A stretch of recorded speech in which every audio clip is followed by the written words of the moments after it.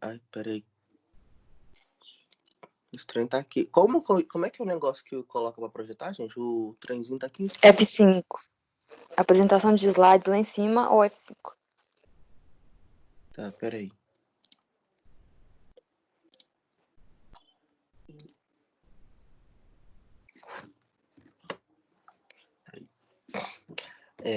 Bom dia, pessoal. O nosso grupo ficou responsável pelo tema de clonagem. E os integrantes do grupo sou eu, a Isabela, a Jennifer, a Marina e a Josiane.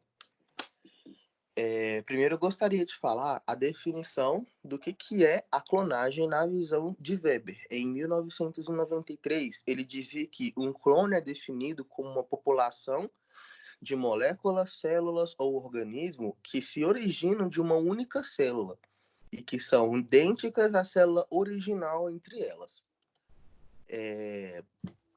A ideia de clonagem em si, ela surgiu por volta de 1938, quando o cientista alemão Hans Sperman propôs um experimento que consistia em transferir o núcleo de uma célula em um estágio tardio de desenvolvimento para um óvulo. Mas só em 1952 que os cientistas Robert Briggs e Thomas King realizaram a primeira clonagem através de sapos, a partir de células embrionárias. Em 1982, um grupo de pesquisadores da Universidade de Wisconsin clonaram uma vaca a partir das células embrionárias jovens desta mesma vaca. Em 1995, os cientistas Lan Wilmot e Kate Campbell, da Estação de Reprodução Animal da Escócia, utilizaram as células embrionárias de 9 dias para clonar duas ovelhas idênticas, que foram nomeadas de Mega e Morag. E, finalmente, em 1996, surgiu a Dolly. A Dolly foi clonada nas mesmas mãos desses dois cientistas citados anteriormente, o Lan Wilmot e a Kate Campbell. Em 1997, o nascimento da Dolly foi anunciado, mas a Dolly só nasceu mesmo em 5 de julho de 1996. Quando a Dolly nasceu, teve muita repercussão por conta desse nascimento dela, porque a Dolly ela nasceu a partir de células, não foram de células embrionárias como os outros clonagens anteriores, foram a partir de células mamárias. Devido a isso, teve muita repercussão. Mas as coisas para a Dolly começaram a se complicar, porque ela morreu após 6 anos depois que ela nasceu. Ela teve um envelhecimento muito prematuro e sofreu muito de uma enfermidade pulmonar. E devido a isso, ela teve que ser sacrificada. Ela foi sacrificada como eu já disse, 6 anos depois que nasceu, que é uma morte muito prematura para a linhagem da Dolly. E surgiram especulações que ela morreu por conta dela ter sido uma ovelha clonada. Mas só que essas pessoas que estavam acompanhando ela disse que a morte dela foi uma causa que poderia ter acontecido com qualquer outra ovelha. Sobre os tipos de clonagem, a gente tem a clonagem natural, que é um processo de reprodução assexuada de bactérias, de alguns fungos, plantas, algas,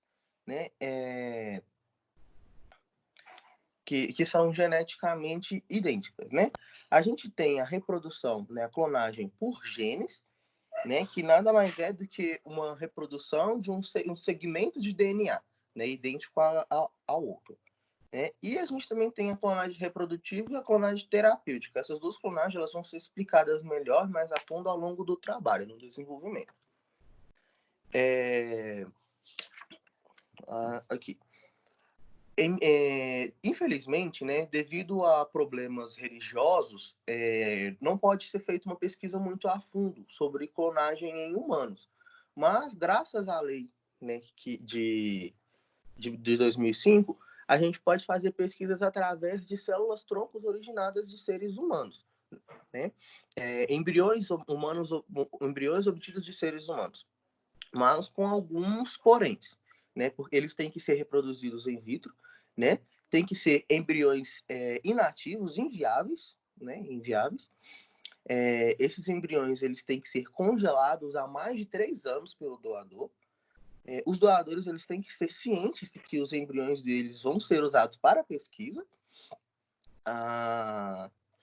Para poder fazer, né, a pesquisa com esses embriões, com essas células-tronco, precisa da aprovação e a apreciação do Comitê de Ética Pesquisa. E não pode ser comercializado esse material genético para outras pessoas, né, para terceiros.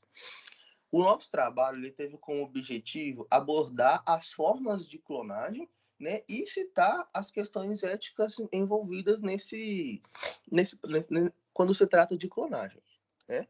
A gente utilizou, através do tema passado pela professora, a pesquisa de alguns artigos, a qual a gente tomou base para poder fazer a montagem desse trabalho em slides.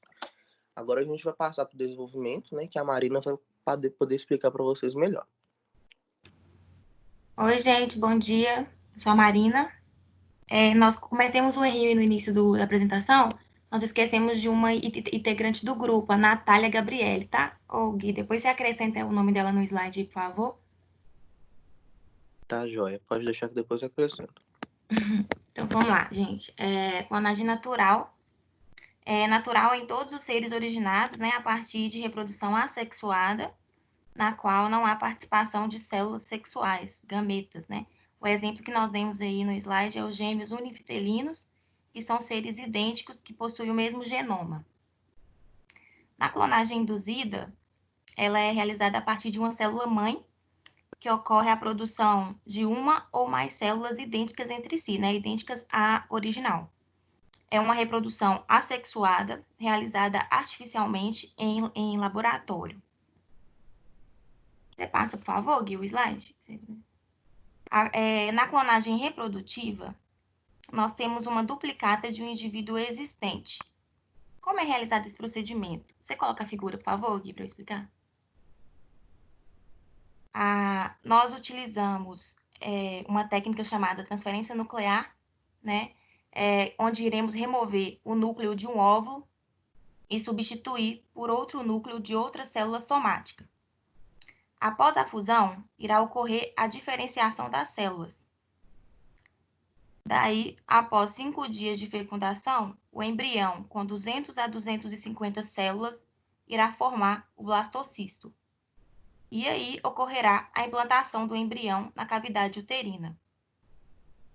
O blastocisto, ele vai apresentar, né, células divididas em 2 grupos, a camada externa e a camada interna. Na camada externa, onde irá formar o trofoblasto, o trofoblasto, ele que irá formar a placenta e o saco amniótico.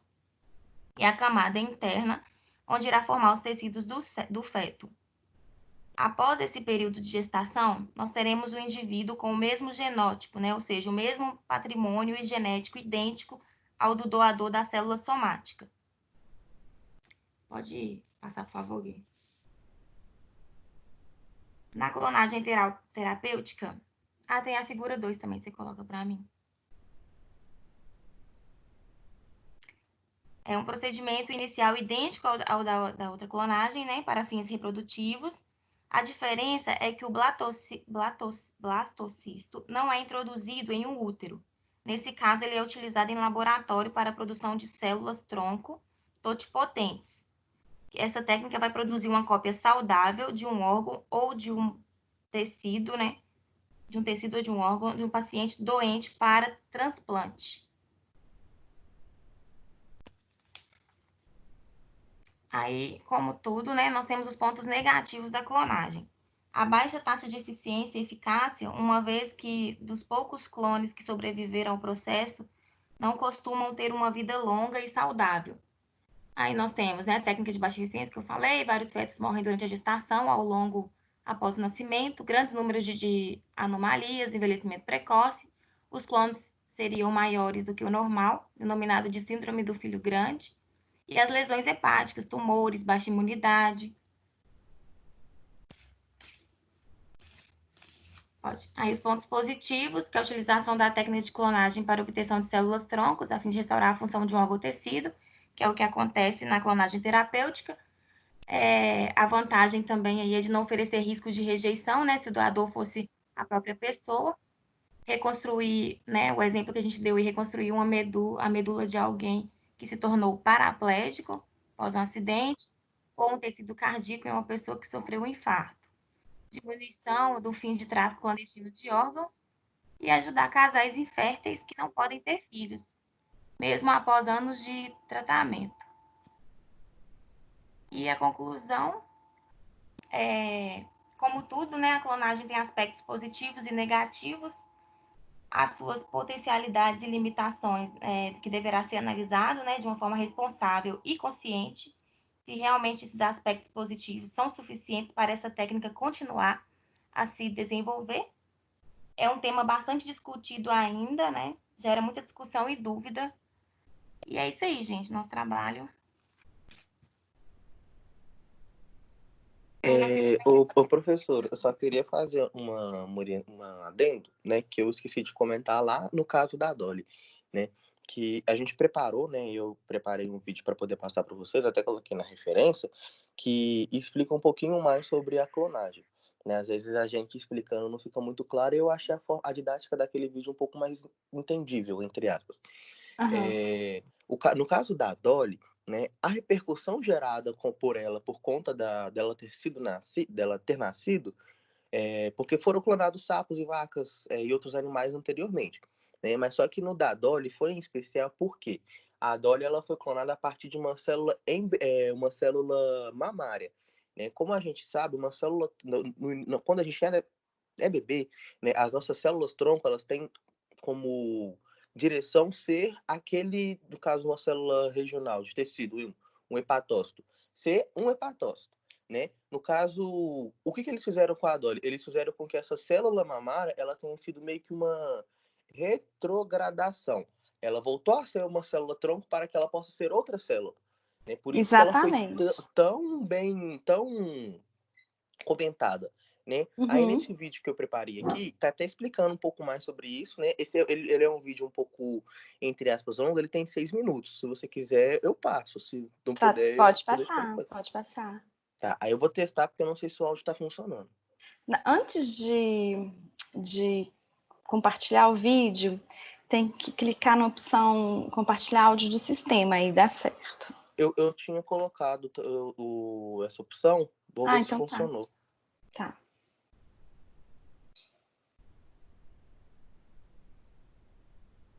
Tá funcionando não, né? Não. Tá, então peraí, deixa eu parar e contar de novo.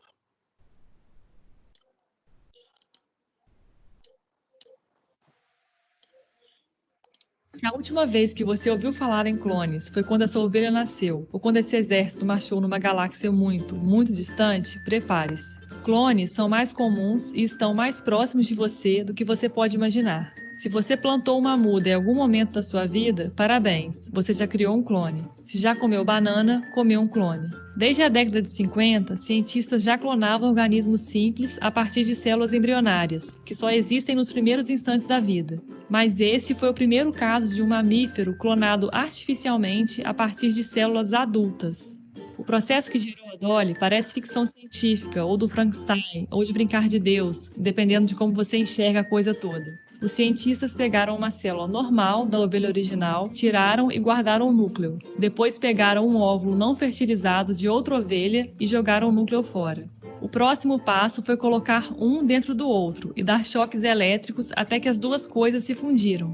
Falando assim parece fácil, mas isso foi feito 277 vezes. Só 29 deram certo. Esses 29 foram implantados em 13 ovelhas barrigas de aluguel. Só uma gravidez vingou e alguns meses depois a Dolly nasceu. Depois disso, rapidamente a técnica foi aprimorada e várias outras espécies já foram clonadas, no mundo inteiro. Em 2013, um camundongo foi clonado a partir de uma única gota de sangue. Desde 2014, existe um laboratório na Coreia que clona cães de estimação, por $100 mil. Mas as técnicas de clonagem têm um potencial muito maior do que sair por aí copiando seres vivos ou mortos. tem a possibilidade de um dia poder combater doenças que hoje não têm cura. Para entender como isso seria possível, preciso te lembrar das aulas de biologia. Você um dia já foi uma única célula, que foi se multiplicando, a princípio igualzinha. Depois de mais ou menos 4 dias, elas começaram a se especializar e formar cada um dos seus órgãos. Você inteiro veio de um conjunto de células genéricas que tinham capacidade de se transformar em todos os diferentes tipos de células que você tem hoje. São as células-tronco. Por outro lado, muitas doenças são causadas pela deterioração de células adultas que são difíceis de repor. É o caso, por exemplo, da catarata, diabetes e de várias doenças do cérebro. Junta essas duas coisas agora, células-tronco, que podem virar qualquer outra, e células danificadas que não conseguimos substituir. Se a gente tivesse um estoque dessas, poderíamos usar essas para substituir essas, o que poderia ajudar no tratamento de várias doenças que hoje não têm cura. O problema é que isso é uma via de mão única. Desde quando saímos da barriga, já somos feitos majoritariamente de células super especializadas que nunca mais voltam a ser células-tronco por livre e espontânea vontade. No seu cordão umbilical até tinham células-tronco, e na sua medula tem até hoje, mas elas não são tão versáteis quanto as embrionárias. Agora pensa de novo na Dolly, mais especificamente nos primeiros momentos da clonagem. Nesse ponto, o que os cientistas fizeram foi, na prática, transformar o núcleo de uma célula adulta super especializada em uma célula-tronco embrionária, o tipo mais versátil que existe. Fazer isso com ovelhas é uma coisa, com humanos é bem mais complicado. Além disso, essa técnica tem várias implicações éticas e até religiosas. Afinal, estaríamos gerando uma vida só para servir de fábrica de células-tronco embrionárias. Essa é uma reflexão individual que cada um deve ter. Aliás, estou curiosa para saber sua opinião. Deixa aí nos comentários do vídeo. Recentemente, esses cientistas desenvolveram um método que diminui bastante as questões éticas. Basicamente, eles descobriram como converter uma célula adulta em células genéricas, direto, sem passar por um embrião. Isso tem um potencial tão grande que rendeu aos dois um prêmio Nobel da Medicina. Uma possível aplicação dessa pesquisa é no tratamento da infertilidade, por exemplo. Mesmo que um homem, por qualquer que seja o motivo, não possa mais gerar os espermatozoides, através dessa técnica, uma célula qualquer dele poderia ser convertida em uma célula-tronco, que por sua vez viraria um espermatozoide. No caso de mulheres com dificuldades de fertilidade, as células seriam convertidas em óvulos, o resto é igual. Esse procedimento já é realidade em testes com camundongos em laboratório. Teoricamente, essa mesma técnica permitiria até que casais homossexuais tenham filhos biológicos. A lógica é a mesma. Uma célula qualquer de uma mulher pode ser convertida em uma célula-tronco que vira o espermatozoide e seria utilizado para fertilizar a sua companheira. Com homens, é exatamente o contrário. A única diferença é que eles precisariam de uma barriga de aluguel, obviamente.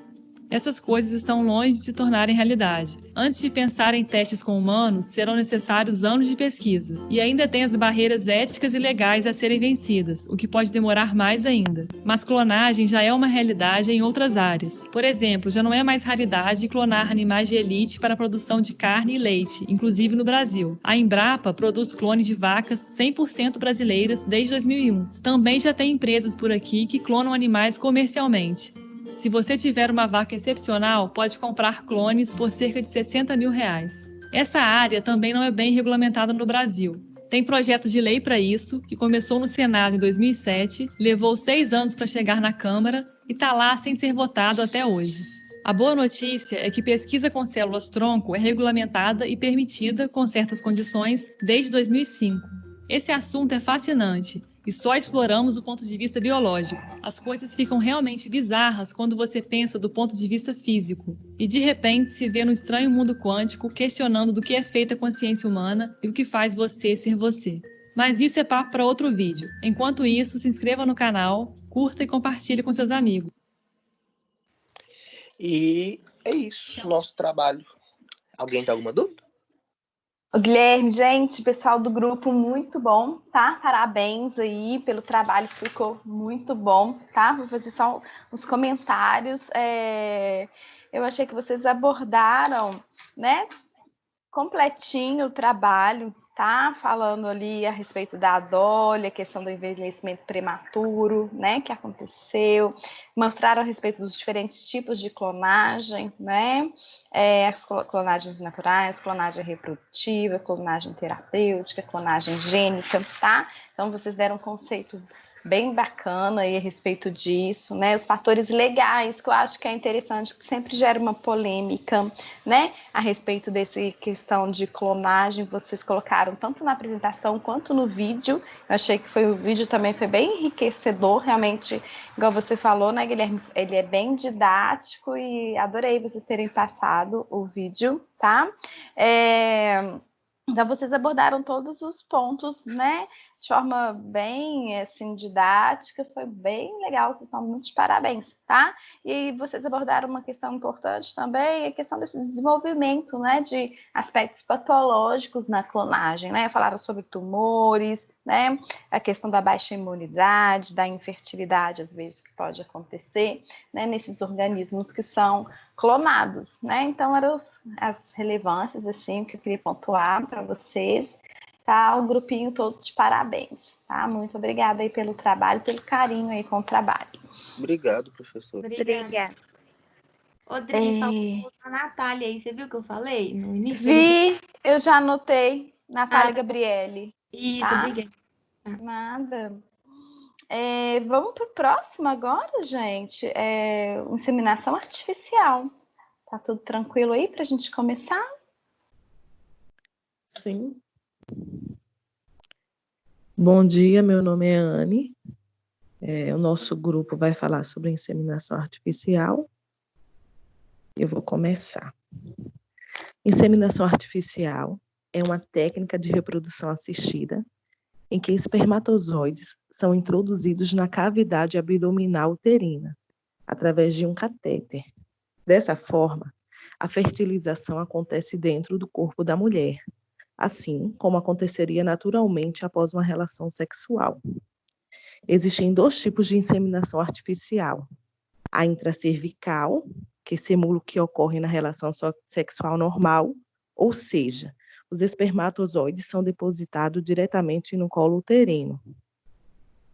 Ela é indicada apenas quando não é possível que ocorra a penetração vaginal pelo parceiro, como em casos de impotência sexual ou de algum distúrbio, seja masculino ou feminino, que venham impedir que a relação sexual ocorra naturalmente. E temos também inseminação artificial intrauterina. Nesse caso, os espermatozoides são injetados dentro do útero, aumentando significativamente as chances de seu encontro com o óvulo, além de não exigir a presença do muco vaginal em quantidade e qualidade adequada para a gravidez, como é necessário com a estratégia intracervical ou mesmo na relação sexual normal. Antes do depósito no corpo feminino, o líquido seminal expelido pelo homem ou tirado pelo mesmo passa por um tratamento laboratorial em que espermatozoides de melhor qualidade são selecionados para a realização do procedimento. Outra etapa essencial é a estimulação ovariana, onde a mulher faz uso de medicações que estimularão sua produção de óvulos, com o intuito de aumentar as chances entre pelo menos uma célula de cada parceiro. Para que a inseminação artificial seja realizada, é preciso que a mulher tenha uma tuba uterina normal e também uma cavidade uterina viável para permitir o desenvolvimento adequado de uma gestação. Como a fertilização de espermatozoide ocorre no interior da trompa, a tuba deve permitir o encontro do óvulo com o espermatozoide sem dificuldade. A esterossalpingografia é uma forma de raio-x utilizada para visualizar as trompas e a cavidade uterina. Já o homem, ele deve possuir o sêmen bom, com pelo menos 5 milhões de espermatozoides móveis progressivos por ml, avaliados previamente através do espermograma, que permite avaliar a quantidade e a qualidade dos espermatozoides. Homens que fizeram vasectomia não podem realizar inseminação artificial nesse caso. teria que ser, a gestação só é possível através de uma cirurgia de reversão da vasectomia ou tratamento em fertilização in vitro. Existem alguns fatores que dificultam a fertilização, que é a contagem de espermatozoides, a motilidade dos espermatozoides e trompas de falópio obstruída ou com cicatrizes. As taxas de sucesso da inseminação artificial variam muito, dependendo da idade da mulher e das especificações de cada caso. No geral, as chances de sucesso de tratamento ficam entre 10% a 25%. As chances de gestação múltipla dependem do número de óvulos liberados. Durante o tratamento, é feito o controle das doses de hormônios liberados. O procedimento pode ser cancelado caso haja mais que 4 folículos com mais de 18 milímetros. O primeiro passo para a inseminação artificial é a consulta, onde serão solicitados exames que identificarão a causa da infertilidade e sua solução. Em seguida, a dificuldade de gravidez pode ser solucionada de forma simples. O casal deve passar pelo consultório e realizar vários exames. Aí, o início da inseminação, o início do tratamento de inseminação artificial é estimulação ovariana, de 10 a 12 dias. A inseminação artificial pode acontecer em um ciclo natural, mas a sua eficácia, ela aumenta com o uso de gonadotrofinas exógenas, que induzem o desenvolvimento folicular múltiplo durante o período de estimulação. São realizadas ultrassonografias, no caso de 3 a 4, e são verificados os níveis de estradiol no sangue, para comprovar o crescimento e ovulação desses folículos. Tem a indução também da ovulação durante 36 horas, ao comprovar por meio de ultrassom que os folículos alcançarão o tamanho adequado.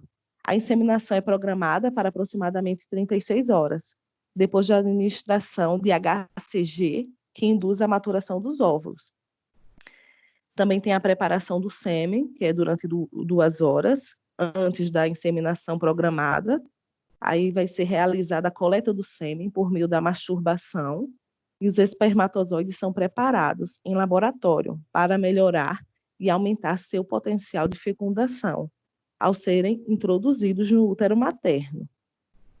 Tem a inseminação de 14 a 16 dias, os espermatozoides são introduzidos no interior da cavidade uterina com a ajuda de um catéter. Após esse procedimento, o tratamento foi concluído, então inicia-se a beta-espera, ou seja, o tempo de espera para a confirmação da gravidez enquanto ocorre a anidação. E tem o beta, né, que é o teste de gravidez, de 7 a 10 dias. Obtendo o positivo da gravidez, o paciente vai realizar uma ultrassonografia vaginal uma semana mais tarde para visualizar o saco gestacional e daí repetir a análise de sangue. Eu queria ver com a Adriana se ela terá como colocar o videozinho. Sim, a gente pode colocar. Se você já tiver, eu posso te ensinar aqui. Eu vou te mostrar como é, tá? É com a Adriana. A Adriana que está com o vídeo. Não sou eu, a outra Adriana. Não, então a outra Adriana. Achei que estava pedindo para mim, tranquilo.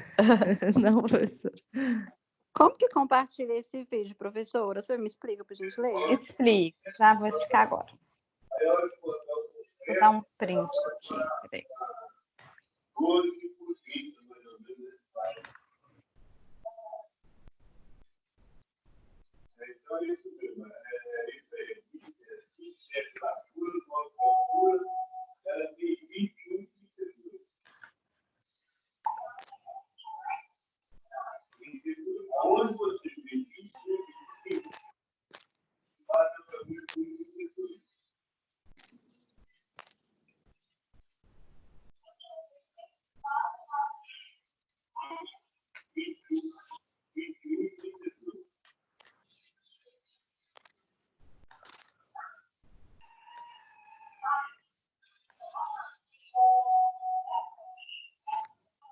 Gente, olha, vocês estão visualizando a minha tela, tá? Vou ensinar aqui como que compartilha o vídeo.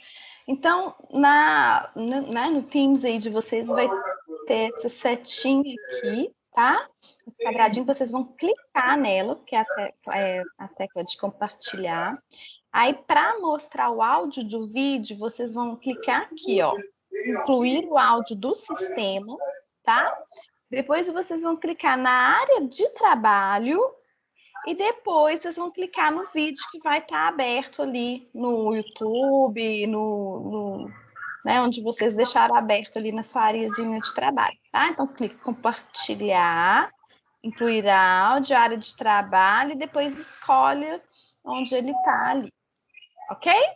Para mim tá parecendo diferente, porque você tá no computador, para mim tá muito diferente. Porque para mim aparece... É só apertar nos 3 pontinhos, é a mesma coisa no celular. Nesses 3 pontinhos aqui, né? Isso, aí tem esse mesmo desenho de compartilhar, que é uma caixinha com uma seta. Isso, aí incluir o áudio e clicar na área de trabalho. Deixa eu te parar de compartilhar, que senão vocês não conseguem.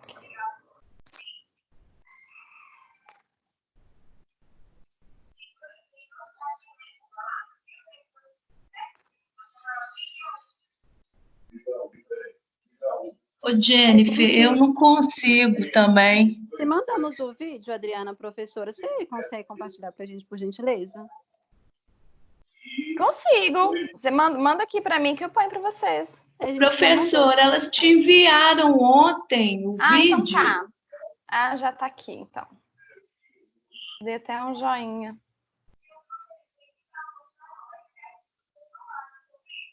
Manda uma mensagem no WhatsApp para mim. Achei, é porque tem tanta mensagem.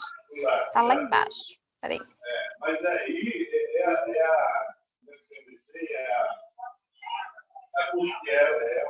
Isso.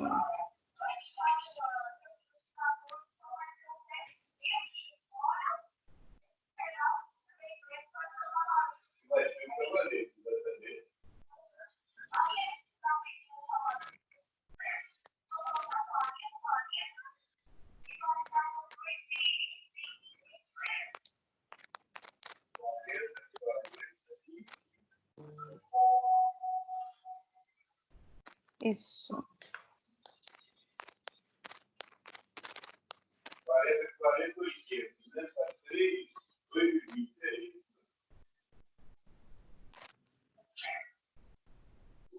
Ou é 3, 20, não, foi 3, 80. Peguei, tá, gente? Vou compartilhar aqui com vocês.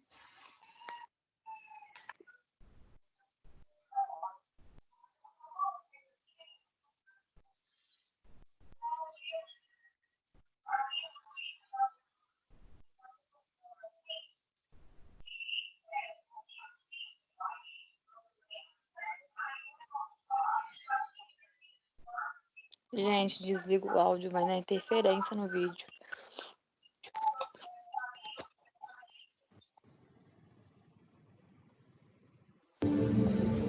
With the technique of intrauterine insemination, sperm is provided either by the male partner or by a third-party donor whose sperm has been stored in a deep-freeze sperm bank. Before insemination, the sperm samples are prepared in the laboratory.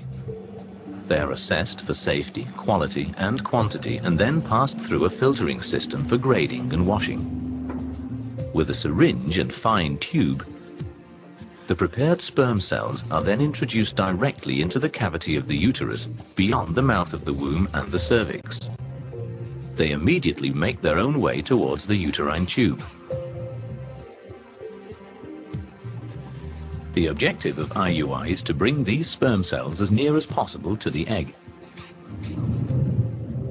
Nevertheless, only the most mobile sperm cells will actually reach the egg, and only one will penetrate the outer layer of the egg to achieve fertilization.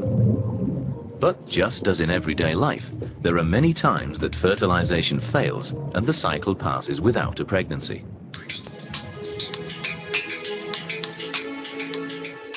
All these methods of assisted reproduction offer couples a good chance of bringing a healthy baby into the world. A consultation and thorough examination are necessary for each individual patient for finding the most appropriate treatment with the highest chance of success.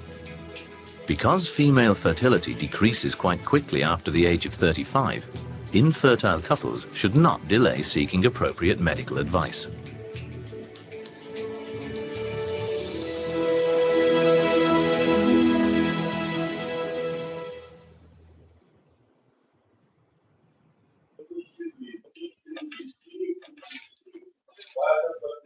Então, pessoal, esse vídeo aí, ele mostrou, né, a inseminação artificial, o método, né, intrauterino, onde os espermatozoides são selecionados e são introduzidos, né, diretamente no útero.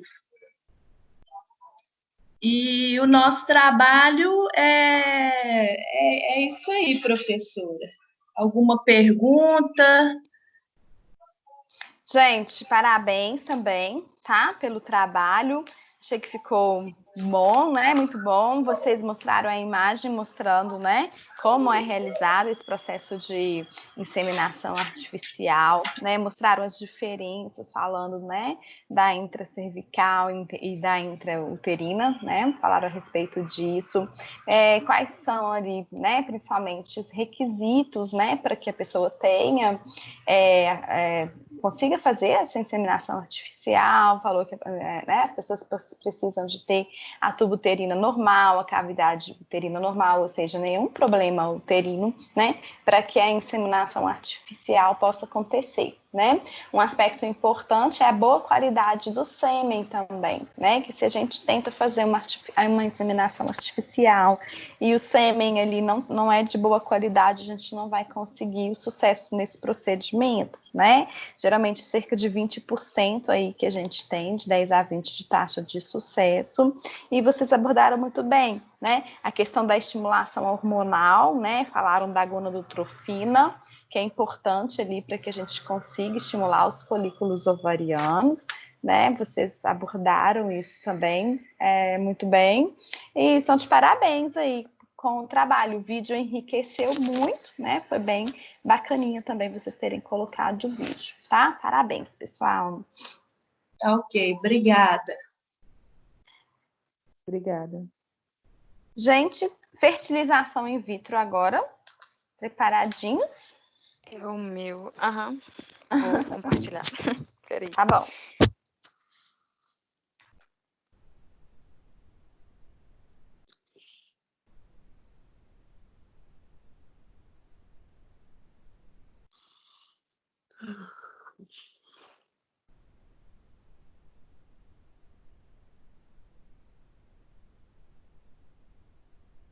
Tá compartilhando?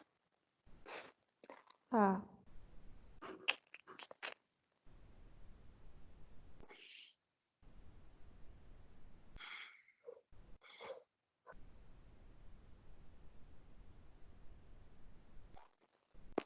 Então, o meu grupo vai falar sobre fertilização in vitro. Esses são os integrantes. No caso, é a Carol, Carolina, eu, a Eduarda, Giovana, Luísa, Otávio, Paola e Priscila. Primeiramente, a gente vai dar uma introdução. Priscila. Aham, tô esperando abrir, porque no meu não tá aparecendo aqui, não. Aí, bom dia, quem vai falar agora é Priscila, tá? Eu vou dar uma breve introdução sobre a fertilização in vitro.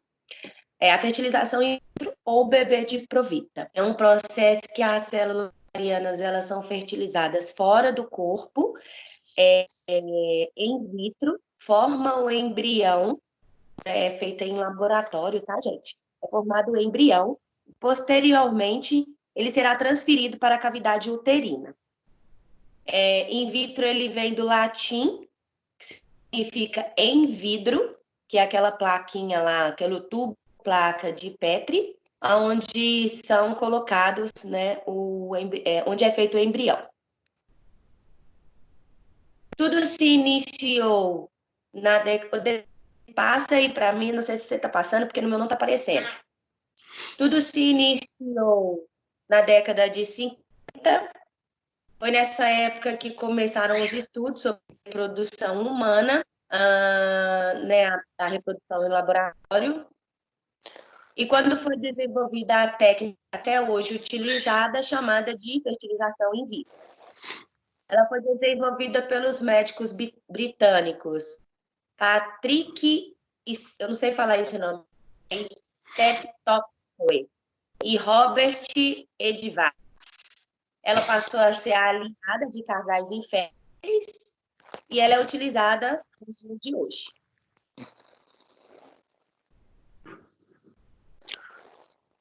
Passa de.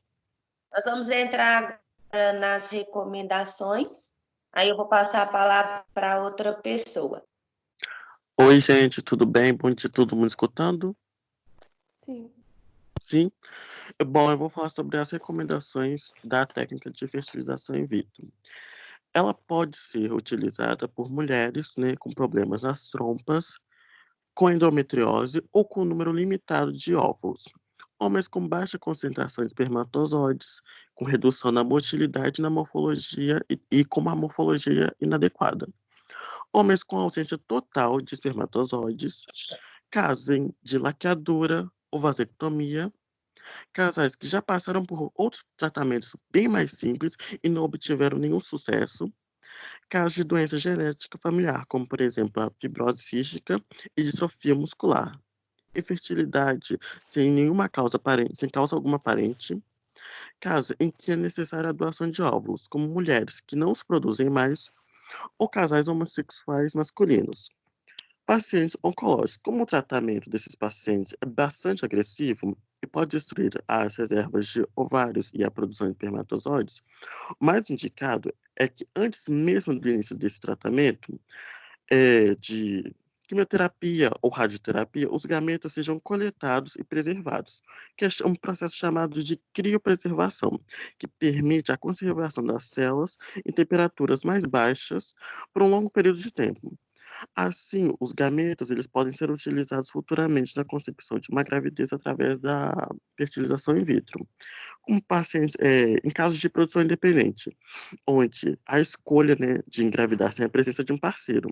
A fertilização in vitro também é uma alternativa válida. Nesse caso, o processo também consiste em recorrer à obtenção do gameta masculino, através de um banco de sêmen.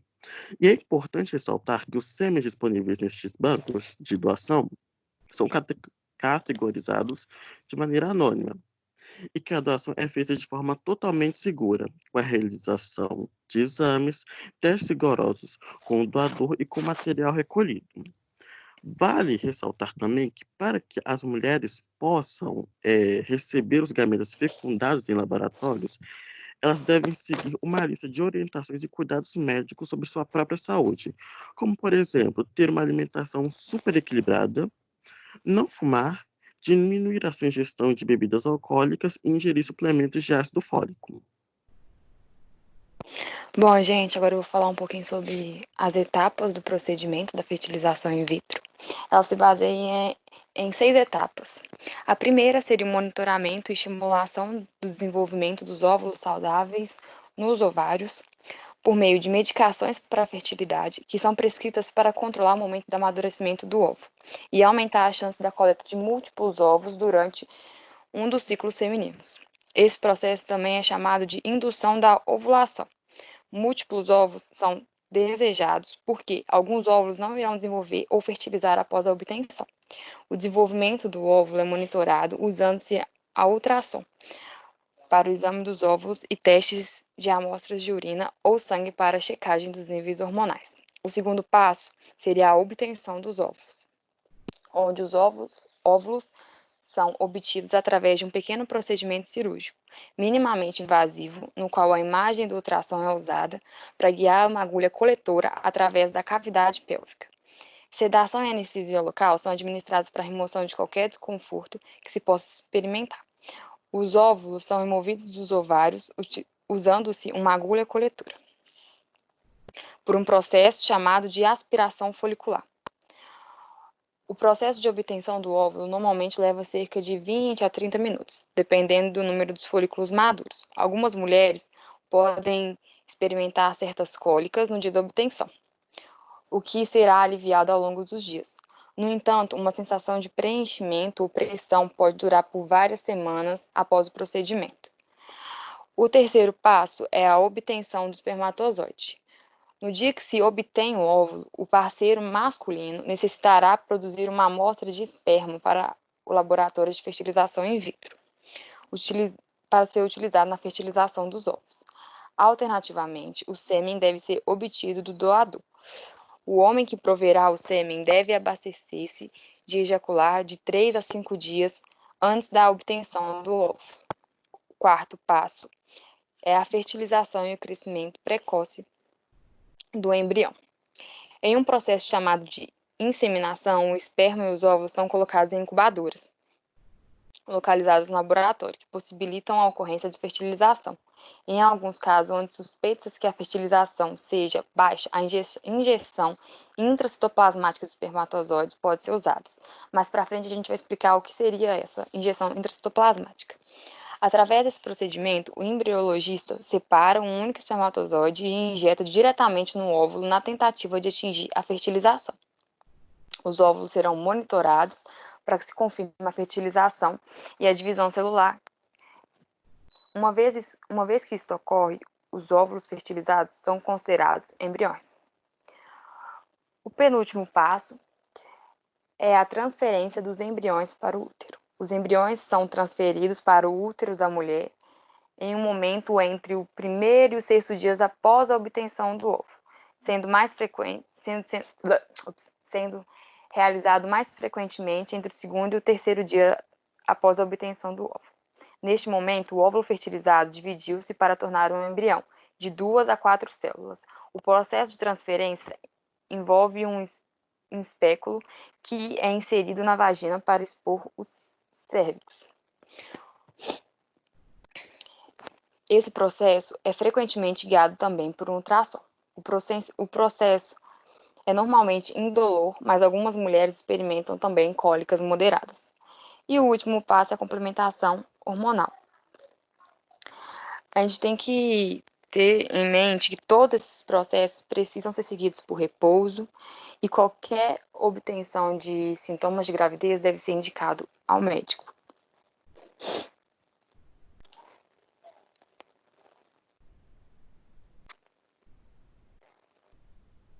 Carol?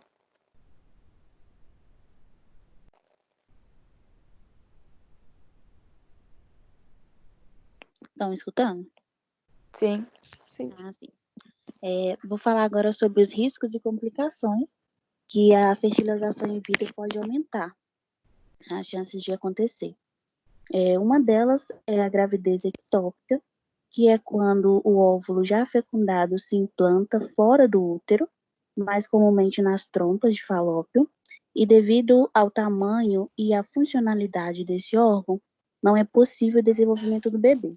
Sendo assim, é feita a interrupção da gestação, pois se o feto continuar a se desenvolver, pode acontecer a ruptura da trompa, causando hemorragia e colocando em risco a vida da mãe.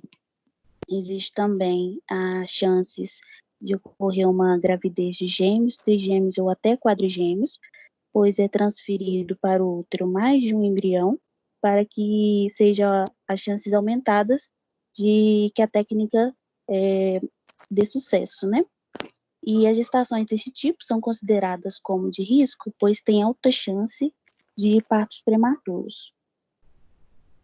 Defeitos de nascimento também, que é a malformação dos recém-nascidos gerados com a ajuda das técnicas de reprodução assistida. Tem também, mais comumente, ocorre a hiperestimulação ovariana, que seria uma resposta exagerada do ovário à estimulação na qual o número de folículos em crescimento é maior do que o desejado. E outras complicações também pode acontecer na punção vaginal, durante a aspiração folicular. Essas complicações são bem raras, mas também pode acontecer, que são hemorragia por lesão da parede vaginal, infecção pelviana, que são os abscessos tubo-ovarianos, e sangramento ovariano e lesão das estruturas vizinhas.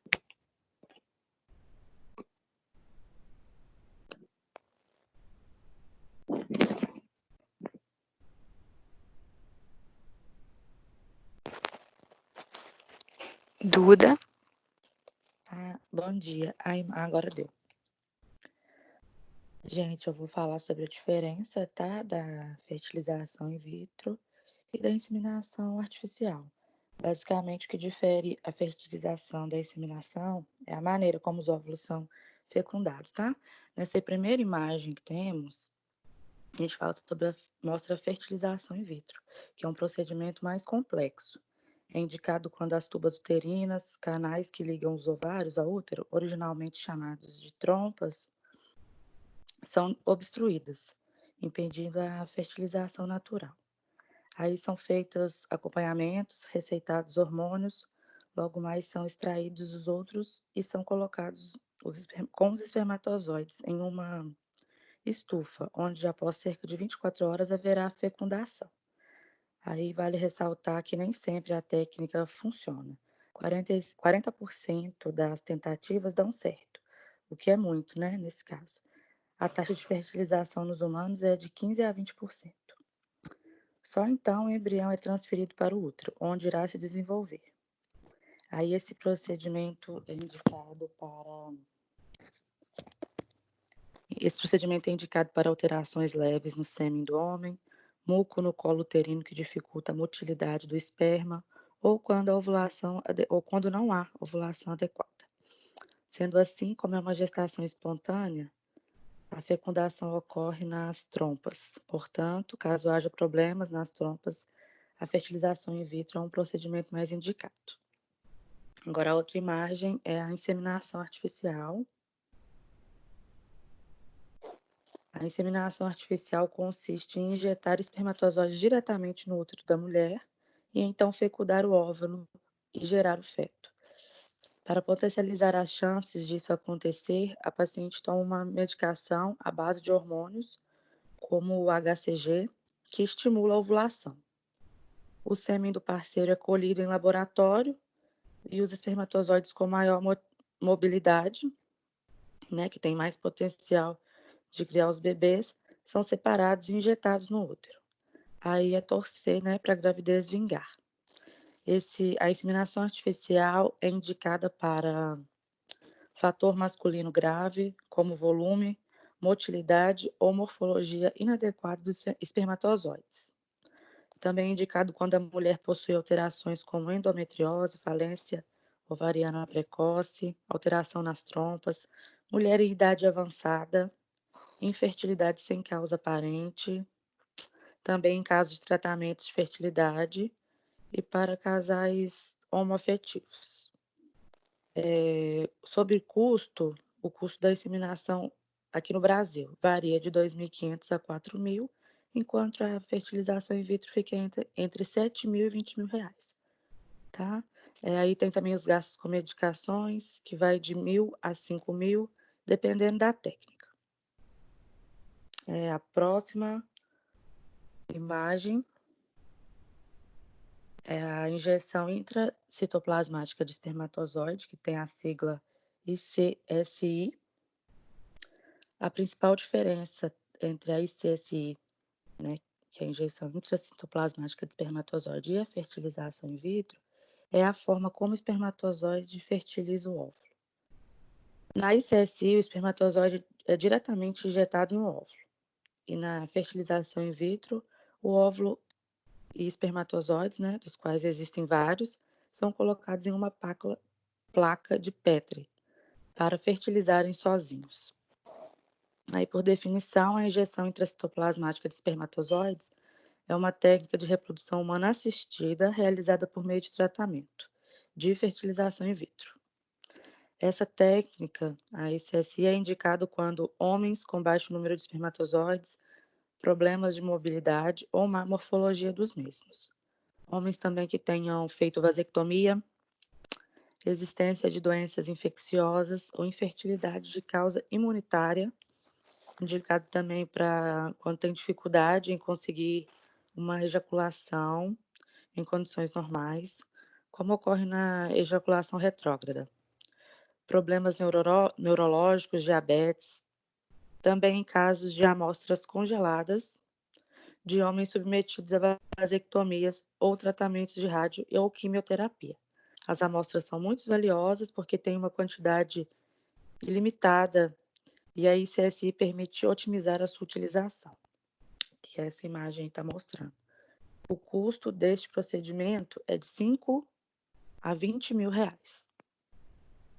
Agora a Giovana vai continuar. Bom dia, gente. Todo mundo me escutando direitinho? Sim. Daisy, se passa o slide, por favor. Isso. Eu vou falar sobre as técnicas complementares da fertilização in vitro, porque durante a realização do processo podem ser necessárias essas técnicas para aumentar a efetividade e reduzir os riscos de saúde do bebê. Nesses testes a gente tem o teste ERA, que ele serve para avaliar se o endométrio é receptivo ou não, determinando o dia ideal para transferir o embrião para o útero. Temos o teste CGT, que ele tem como objetivo verificar a compatibilidade genética do casal, especialmente indicado em casos de consanguíneos e quando há conhecimento que um dos casais é portador de doença.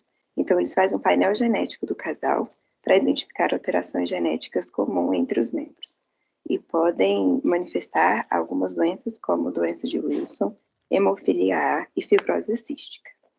Temos o PGT e o PGT, que são técnicas para identificar doenças genéticas hereditárias nos embriões. Esse teste consiste em identificar alterações cromossômicas ou genéticas que possam aumentar ou diminuir as chances de implementação bem-sucedida. E, por último, nós temos o PGTA, que é um teste indicado onde há um risco maior de alterações genéticas não hereditárias no embrião, tais como a síndrome de Down e outras cromossomopatias, causadas por erros na divisão celular. E é isso. Então, gente, eu vou falar das vantagens e desvantagens, né, da fertilização in vitro. A vantagem, né, que também é uma opção da medida produtiva que oferece mais chances de gravidez, né, para quem enfrenta dificuldades para engravidar, principalmente aí, né, a partir dos 35 anos. O óvulo materno e o espermatozoide sempre serão unidos nessas vantagens, né?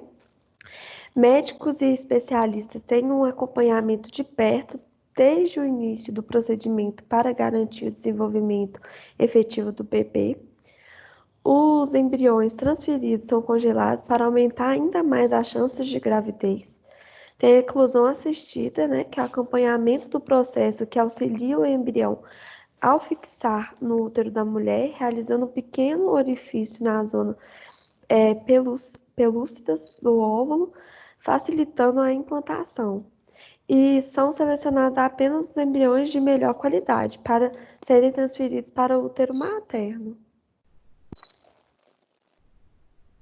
A desvantagem, né? Alto custo, né? O processo de implantação embrionária nem sempre dá resultado quando feito de primeira tentativa. A utilização de mães de células doadoras, o processo se torna mais caro, né? O casal deve pagar as despesas do procedimento, meio jurídico e gravidez, etc. A intervenção no corpo está relacionada com a terapia hormonal, que pode afetar adversamente a saúde, consequentemente levar problema à glândula tireoide, coração, vasos sanguíneos e outros sistemas do corpo. Pode existir a possibilidade de um ligeiro aumento de peso e agravamento do bem-estar. E também pouco, mas pode ocorrer risco, como hemorragia, trombose. Passo, por favor.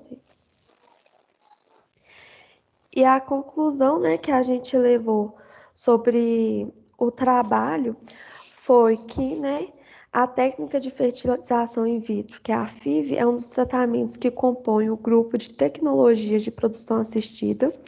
Iniciou uma nova era da medicina reprodutiva quando, em 1978, resultou no nascimento do primeiro bebê de proveta no Reino Unido. A técnica FIV consiste na união do espermatozoide com o ovocito em ambiente laboratorial in vitro. O óvulo é fecundado fora do corpo, procurando obter embriões de boa qualidade que poderão ser congelados ou transferidos para a cavidade uterina. Com o desenvolvimento tecnológico, tem proporcionado taxas de sucesso progressivamente maiores, garantindo sucesso na realização do sonho de muitos casais. É um método bastante difundido porque possui um bom custo-efetividade para quem deseja construir família ou ter mais de um filho e não consegue por vias naturais. Isso em comparação com outros métodos de reprodução assistida. A gente tem um videozinho dos passos a passos em 3D. Se vocês quiserem ver, a gente pode colocar agora e agora as referências bibliográficas. Ah, vamos ver. Eu gostei do coração alizinho, ó, do slide anterior. Muito bom. Podem colocar o vídeo, gente. Depois eu faço os comentários.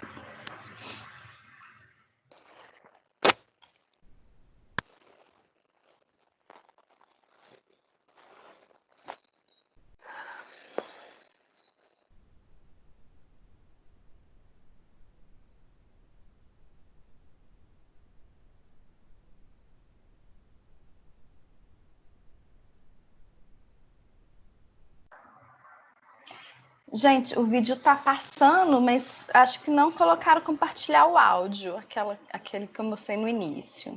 Tenta começar de novo.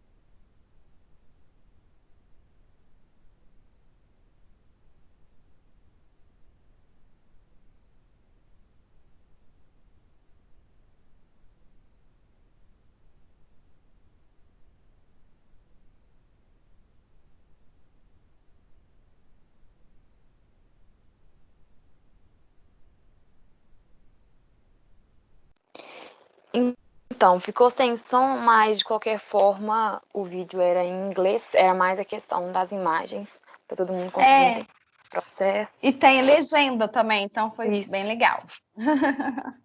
Muito bom, parabéns, Gente, foi mal pessoal. aí, eu achei que tava transmitindo, mas não tava não, desculpa.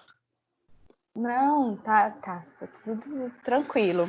Gente, foi, né, muito bom o grupo, tá de parabéns, tá? Vocês comentaram todos os tópicos que, né, eu estava assim imaginando para a apresentação do grupo, né, falar a respeito das recomendações, como, né, ali a gente, os recursos necessários para fazer a fertilização in vitro, em quais momentos são recomendados, né, vocês falaram a diferença entre fertilização in vitro e inseminação artificial, que eu achei que foi uma abordagem bacana aí, tá? As etapas vocês detalharam muito bem, né, do processo de fertilização in vitro, monitoramento, obtenção dos ovos, dos espermatozoides, né? A fertilização em si, como ocorre essa transferência, né? A questão da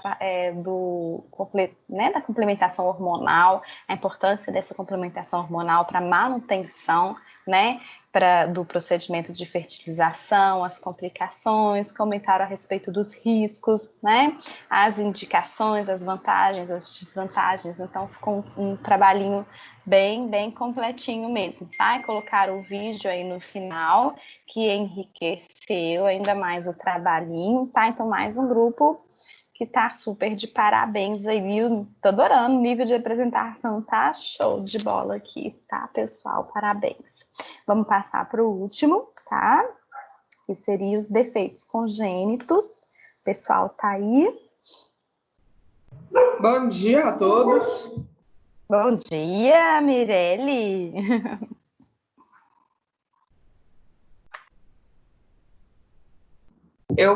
Nosso grupo vai apresentar sobre os defeitos congênitos. O grupo que sou Júlia, Karine, Lorena, Milena, Sinara e a Thalia.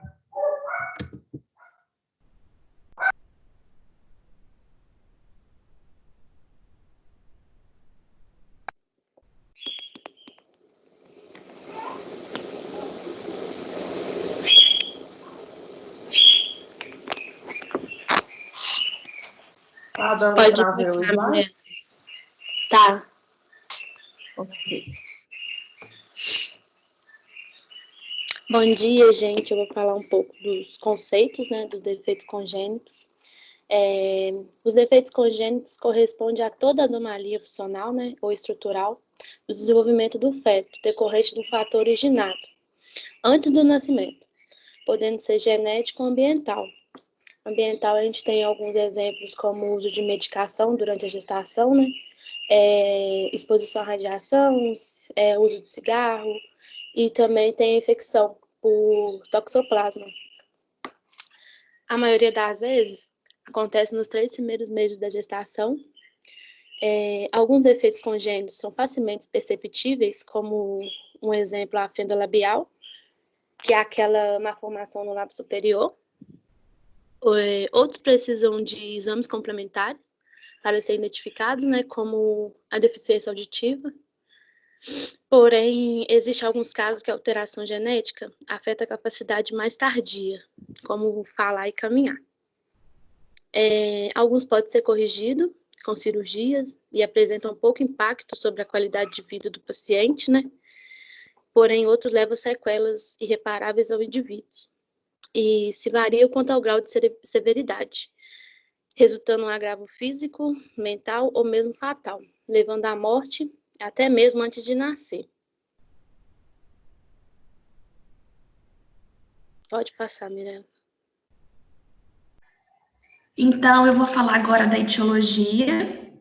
As causas dos defeitos congênitos são divididas em fatores genéticos, ambientais e multifatoriais. Estima-se que 25% das malformações são genéticas, no caso gênica ou cromossômica. 10% são causas ambientais e 65% não se sabem a origem. Pode passar.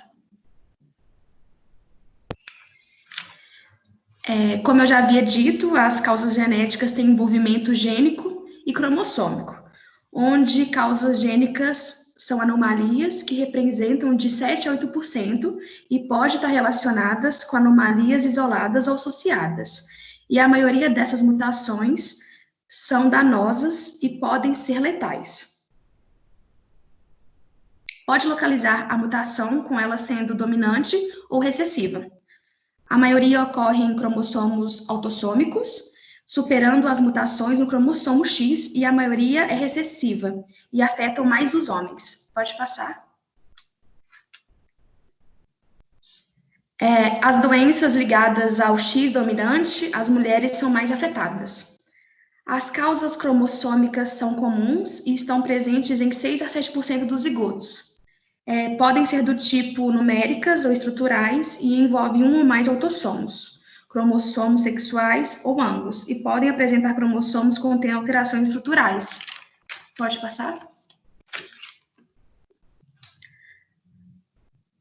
Não, volta. Isso. As causas ambientais, os teratogênios, são agentes externos ao genoma do embrião que podem produzir uma anomalia estrutural, deficiência, crescimento ou alterações funcionais durante o pré-natal. Eles podem ser do organismo materno ou agentes exógenos. São causas que ocorrem devido a agentes químicos, agentes biológicos e agentes físicos. Pode passar. E as causas multifatoriais, uma combinação de um ou mais genes e fatores ambientais.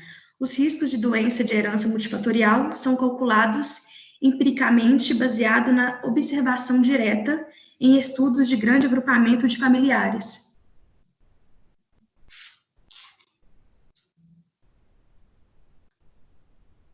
Eles podem ser classificados em 4 tipos.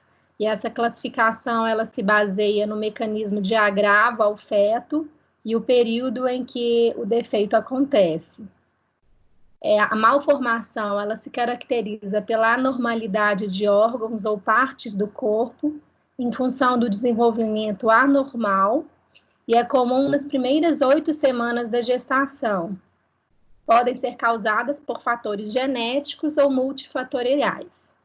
A consequência vai ser estruturas incompletamente formadas, não devidamente separadas. Pode passar.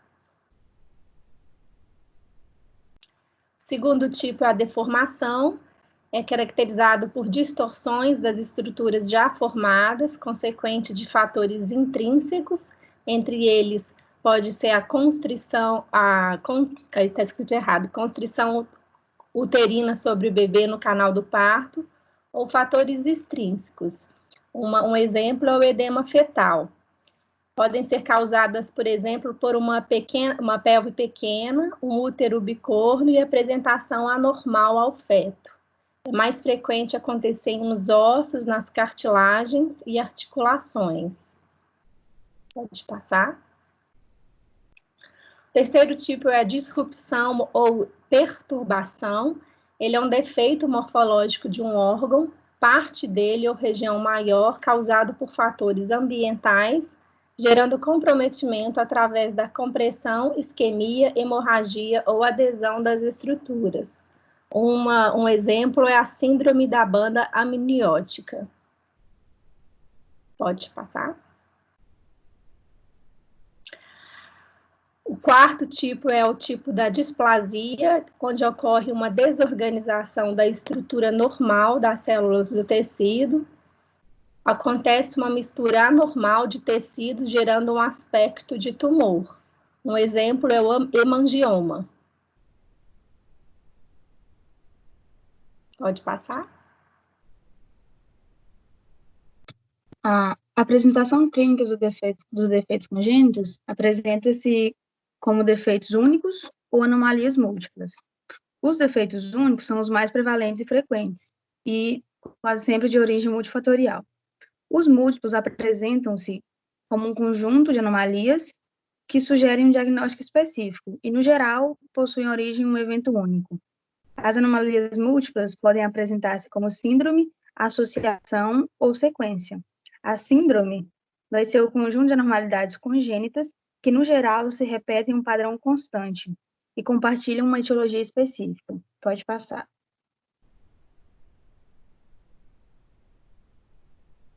A associação vai ser denominada pela ocorrência concomitante de 2 ou mais achados, de forma não aleatória, que vai ocorrer mais associados do que isolados. A identificação de um componente da associação é uma justificativa de investigação de outros itens. Não tem base genética definida ou um agente teratogênico identificado. Na sequência, é indicado por um padrão de anormalidades que vai resultar de uma anormalidade primária simples, ou de um fator mecânico simples. Funciona como uma cascata, na qual uma anormalidade primária vai resultar em uma secundária, que vai gerar uma terciária e assim por diante. Pode passar. A epidemiologia dos defeitos congênitos, ela estuda fatores determinantes relacionados à prevalência. Ela tem características próprias quanto à incidência, genética e gravidade, mas também se associa à localização gráfica, época e técnica de reconhecimento dos acometidos. Elas englobam anormalidades genéticas monogênicas, cromossômicas e multifatoriais. As monogênicas têm como, por exemplo, a feniciltonúria. Ela é uma doença crônica metabólica hereditária. Ela tem uma incidência de 1 para 10 mil nascidos vivos.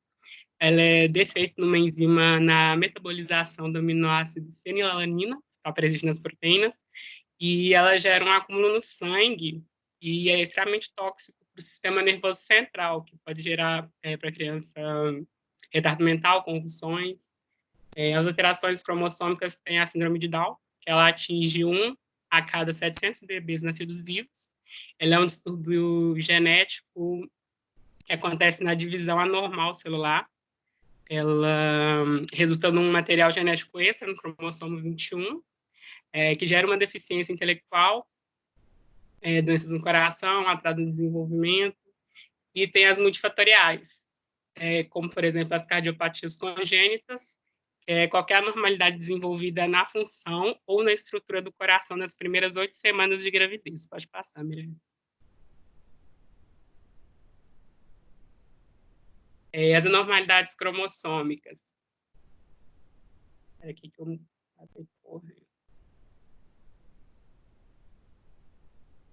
atinge de 0,7% dos nascidos vivos, 2% das gestações das mulheres têm mais de 35 anos, 50% das gestações ocorre o aborto no primeiro semestre de gravidez, e de todas as gravidezes reconhecidas, 15% geram aborto, e a incidência de anormalidade cromossômica nesses abortos é de 50%. O SLAM ele é um programa de investigação de defeitos congênitos e suas causas na América Latina. O objetivo dele é trazer informações precisas e confiáveis em relação a este número. Pode passar, Mirelle.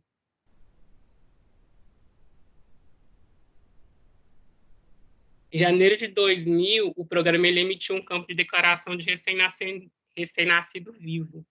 Ele é um registro obrigatório da presença ou ausência de defeitos congênitos das crianças que nascem, para calcular a incidência dessa anomalia pela Secretaria Municipal de Saúde. Só que quem preenche essa documentação não possui capacidade para fazer o reconhecimento desses defeitos, o que pode levar a uma incidência real duvidosa.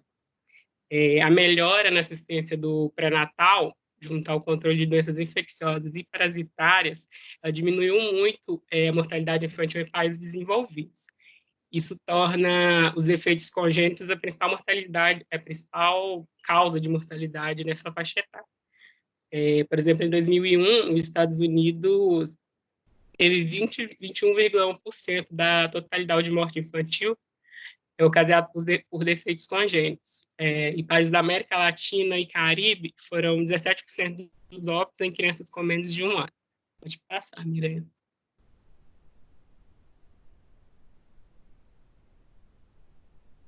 Anormalidades estruturais e metabólicas. A síndrome de Down é a mais comum dentre as doenças cromossômicas.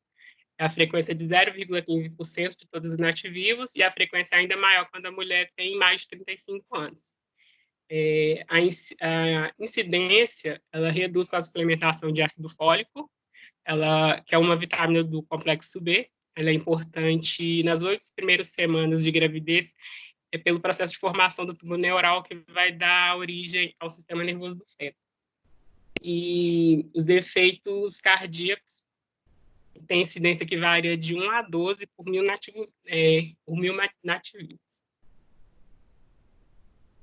As infecções congênitas, que é quando a mãe transmite algum tipo de agente infeccioso para a criança no período da gravidez ou ao nascer, ela tem como, por exemplo, a sífilis, que a criança pode nascer, ter a morte neonatal, a natimortalidade, e a toxoplasmose congênita, que pode gerar no feto retardo mental e anormalidades motoras.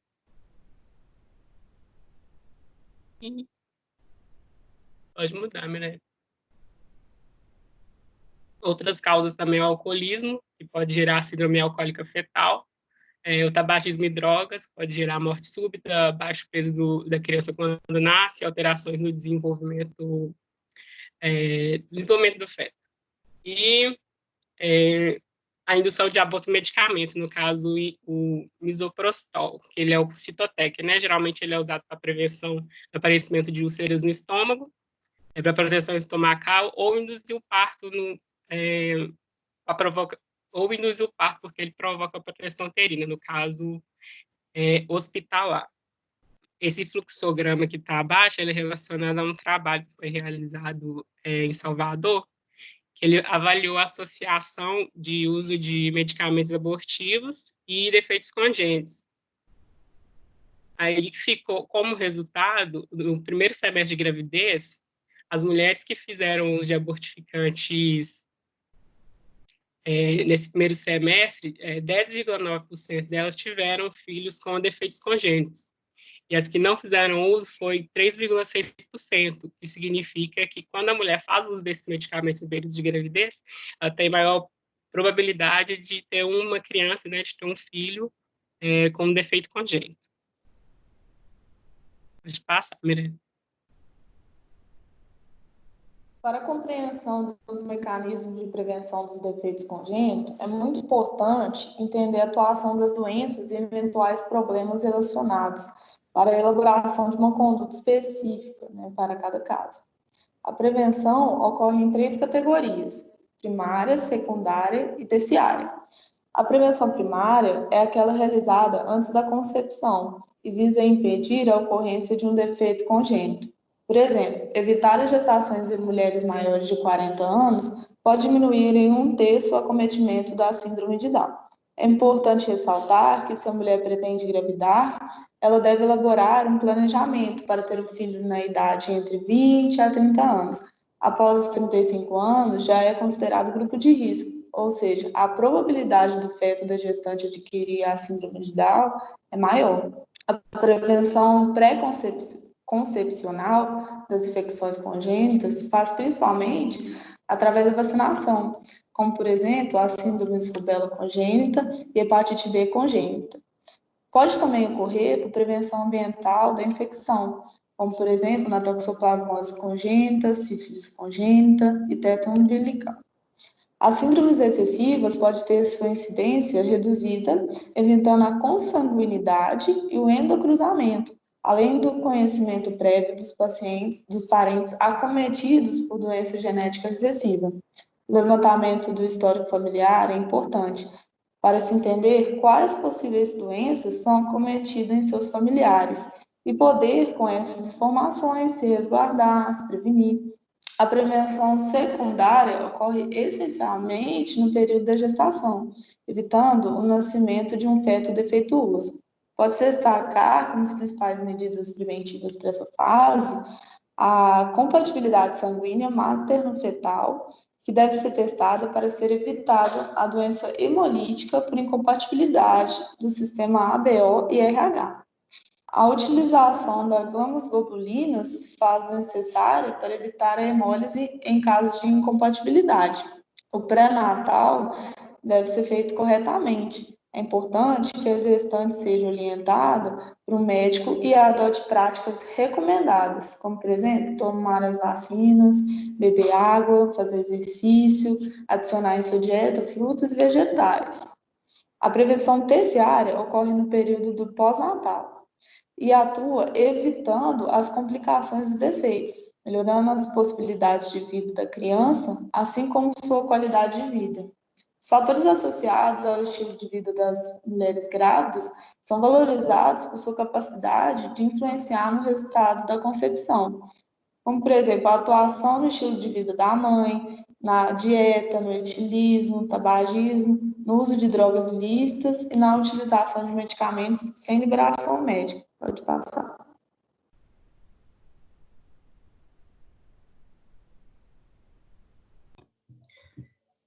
Bom dia, eu vou falar sobre a doença cardíaca congênita, que nós decidimos dar um exemplo a respeito de uma doença congênita, um defeito congênito.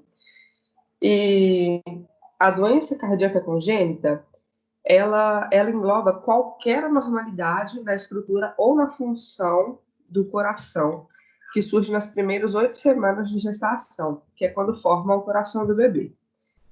Ele é um defeito cardíaco congênito, mesmo se for descoberto apenas anos mais tarde, porque ele se desenvolveu no período embrionário. As cardiopatias congênitas mais comuns incluem alteração em válvulas, fluxo sanguíneo, alteração em parede do coração e qualquer outra malformação, e até mesmo pode haver uma combinação de malformações. Os sintomas em bebês, eles podem ser notados durante as mamadas, que a mãe percebe que o bebê fica cansado, transpira muito. Isso também ocorre durante o sono. Ele também não consegue ganhar peso, fica muito irritado, pode ter as extremidades azuladas, que é cianose. As crianças mais velhinhas, as crianças depois de uns 5 aninhos, a gente pode notar porque durante as atividades físicas ou quando ela está brincando, ela apresenta o mesmo cansaço, a mesma dificuldade de outras crianças da idade. Ela também não ganha peso, não cresce muito, não é uma criança muito alta, pode ter infecção pulmonar recorrente, taquicardia, lábios roxos, pele pálida quando brinca. Pode ter até mesmo tontura, visão turva, dores no peito, mal-estar. E essas cardiopatias, elas podem ser suspeitadas quando a mulher está grávida ainda pelo ultrassom morfológico. Aí, se tiver essa suspeita, a confirmação pode ser pelo ecocardiograma fetal ou o teste do coraçãozinho que é feito na maternidade. Esse teste de coraçãozinho feito na maternidade, ele é claro que é depois que o bebê nasce. É um aparelhinho que coloca no pezinho do bebê e deixa ele lá por 24, 48 horas para verificar se os batimentos e tudo mais está dentro dos padrões. A outra forma de diagnóstico também é quando o pediatra suspeita, é por raio-x de tórax, eletrocardiograma, ecocardiograma, cateterismo, que é bem mais sério, bem mais invasivo, o Holter de 24 horas e a angiotomografia.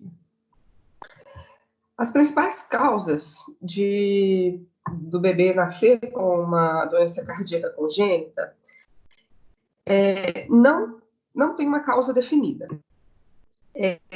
Foi verificado que é uma interação de fatores genéticos e ambientais, mas está comprovado que eles viram maior incidência em mães com mais de 35 anos, mães diabéticas, portadoras de lúpus, com hipotireoidismo, que apresentaram toxoplasmose ou rubéola durante a gravidez, que fizeram uso de medicamentos que não são indicados para grávidas, mulheres que também tiveram filhos que já apresentaram cardiopatias, e gravidez de múltiplos, de mais de um bebê, ou fertilização in vitro. Claro que não precisa ser todos os fatores juntos, mas ter mais de um fator influencia mais.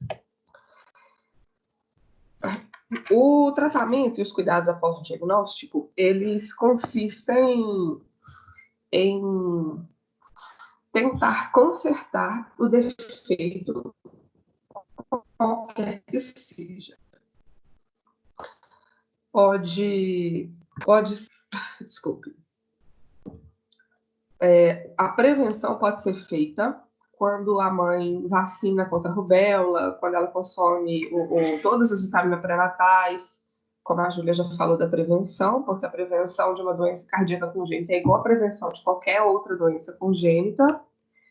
E algumas cardiopatias não vão precisar de tratamento, como um sopro inocente, infantil, mas algumas vão precisar de métodos mais invasivos ou menos invasivos, como o cateterismo, talvez uma cirurgia cardiovascular, e que é a mais grave de todas é um transplante cardíaco.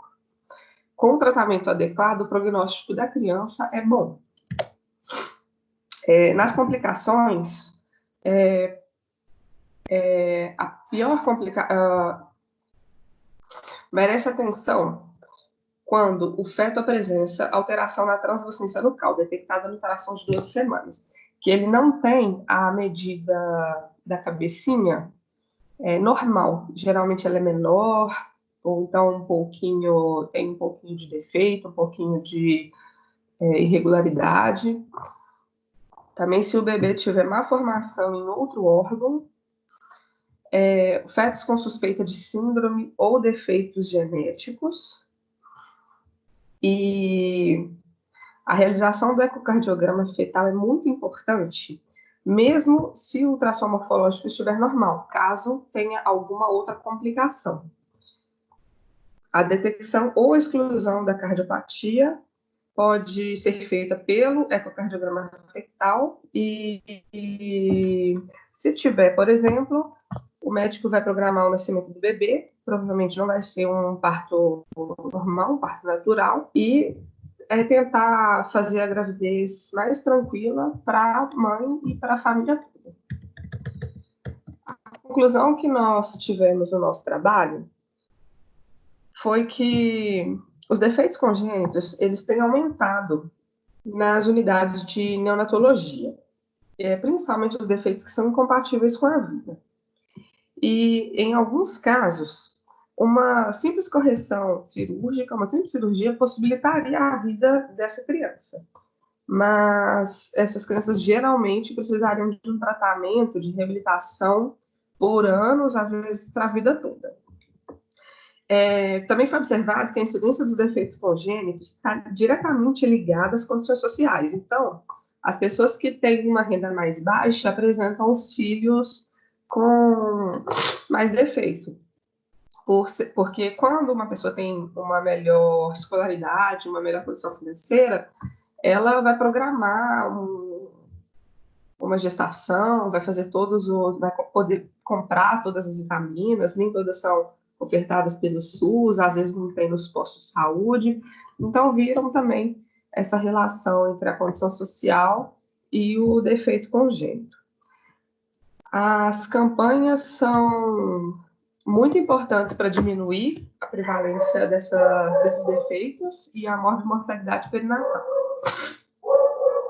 Os defeitos congênitos, eles precisam de atenção e de esforços para encontrar uma solução para esse problema. Os hospitais têm que estar preparados da melhor maneira para atender esses casos, com profissionais capacitados e recursos tecnológicos. Esses hospitais equipados e a sociedade corretamente informada sobre o assunto pode permitir que essas crianças portadoras de defeitos congênitos tenham uma vida maior e uma melhor qualidade de vida.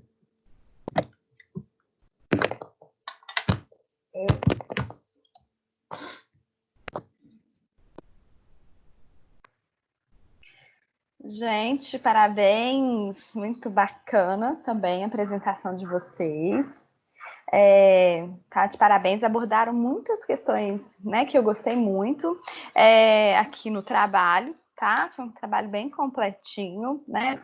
Vocês falaram as diferenças ali dos fatores genéticos, né? Também que estão relacionados com fatores cromossômicos, fatores ambientais e os fatores multifatoriais, né? Sendo que os multifatoriais aí a gente pode perceber que são os mais, né, ocorrentes, né? A prevalência aí acima de 60%, 65%, tá?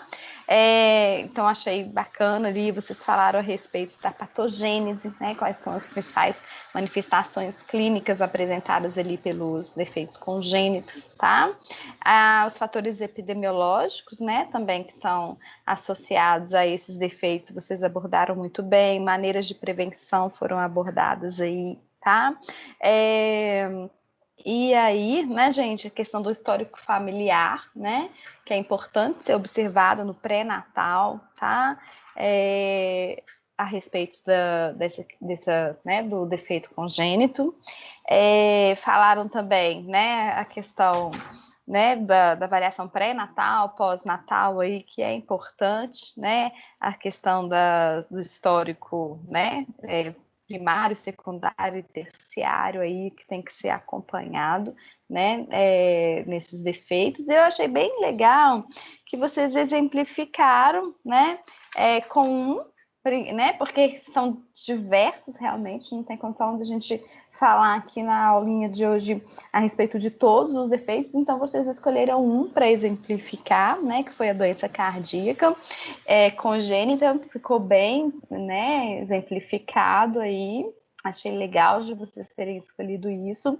E no final, né, nas conclusões de vocês, eu achei super legal a abordagem que a Mirelle falou, né, das condições sociais, né? Geralmente isso não é muito divulgado, né? A relação ali desses aumentos de defeitos congênitos que a gente vê atualmente e esse trabalho que foi citado, né, relacionando as condições sociais com os defeitos congênitos, tá? Isso realmente acontece, principalmente devido à falta de controle no pré-natal, né? Que foi citada a questão das vitaminas, a suplementação alimentar, o ácido fólico, né? Então, são questões que poderiam ser evitadas e a falta de condição social e também a falta de informação, né, que vocês comentaram muito bem ali, podem realmente potencializar a questão da criança nascer ali com esse defeito congênito, tá? Então, o grupinho tá super de parabéns. Fiquei aí encantada também com esse trabalho, com todos os trabalhos, tá, gente? A qualidade foi maravilhosa, tá? Superou aí todas as expectativas. Estão muito de parabéns aí pelas apresentações, tá? Eu vou finalizar a gravação. Alguém tem mais algum comentário aqui? E aí a gente... Só um minutinho.